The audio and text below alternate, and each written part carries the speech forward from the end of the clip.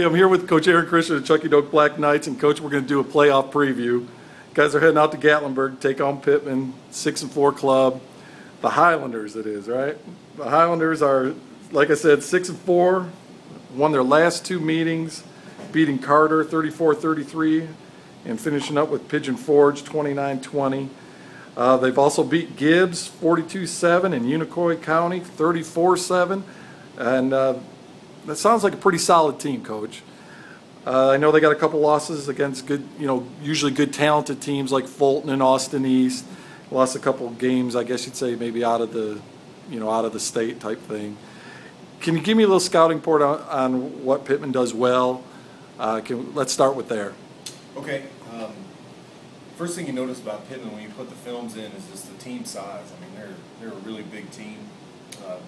They rotate about 3 or 4 tailbacks. All the kids run really hard. But one guy that stood out to us is a sophomore tailback. He's about 6'2", 240. Here at Chucky Doak, he reminds us a lot of Julius. Big kid, pretty fast for that size. Not necessarily as shifty as Julius, but he will lower the pads and put it to you and runs really hard. Two other guys that really stood out to us that are receivers. I mean, these kids, one's about 6'4", one's about 6'5", and that's a DB's worst nightmare. Those guys running a fly route down the field on you. Just the height advantage alone, but they can also run. Another thing you notice on film is the quarterback.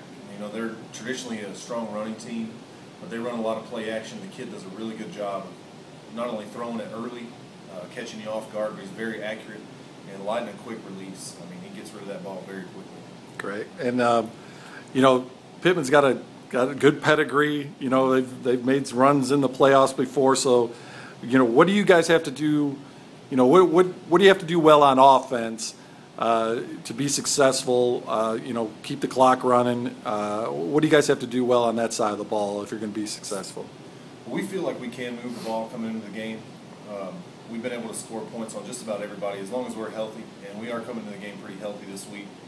We'll put in a few new wrinkles like we do every week, whether it's different motion, different formation, but we'll be running a lot of our same stuff, trying to get the ball in number 39's hands, and we anticipate them stacking that box on us. We pretty much think we're going to see the 5-2 look, so 7 guys in the box. Even when we spread them out, we've seen Pigeon Forge spread them out, and they keep 7 guys in the box that want to stop the run. So that said, it's going to be leaving them in a lot of man-to-man coverage, and which I like man-to-man coverage. It's a quarterback's dream. So I'm going to be on our quarterback, Chris Hinkle, this week to really step up and have a big game.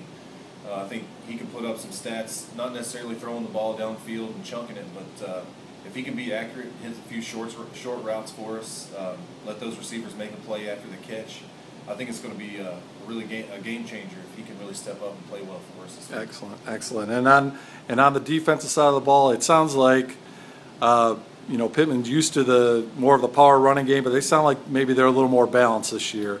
With a balanced attack like that, I know that's kind of a defensive coordinator's nightmare at time. But what do you stress into your defense this week? They do a really good job of just formation you to death. I mean, it reminds me a lot of West Green, but even more so. They run every possible I formation you could ever see. So the alignment part for us is going to be huge this week. We spent a lot of extra time yesterday in our film study, drawing on the board, letting the kids know there's a lot of different checks this week. So, we got to make sure we're aligned to every formation they're going to throw at us and keep your gap integrity and make sure we got every one of them covered. As far as the balance goes, it seems to me like they're going to pound you, and then they try and catch you asleep off the play action. So it's a couple guys they like to go to. They'll run the fullback in the flats, run a little play action waggle with the tight end. So if you can kind of key a couple guys that they like to throw to, I think it could put you in an advantage to try and shut down that pass game when they do it. Great, great. Coach, we've got a big playoff game. It's single elimination time, I guess you'd say. And we wish you the best of luck this week. Thanks a lot. All right, thanks, Coach.